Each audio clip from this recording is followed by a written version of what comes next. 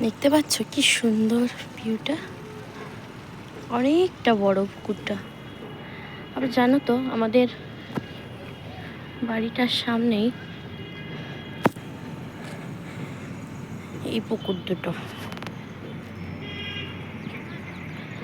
আবার একটা এত বড় কারি পাতার গাছ আছে, সেটা তোমাদের কাছে দেখাচ্ছি। মানুষজন এতটা খারাপ জানো তো, যে একটু একটু করে ডাল নিয়ে ভেঙে যায় না, কি করে জানো তো, পুরো মাথা শুদ্ধ মুড়ে নিয়ে চলে যায়, এতটা বাজে। এই রাস্তাটা না ভেঙে গেছে আমাদেরই গাড়ি ঢুকে, মানে যখন আমাদের বাড়িটা হয় তখন। দেখতে পাচ্ছ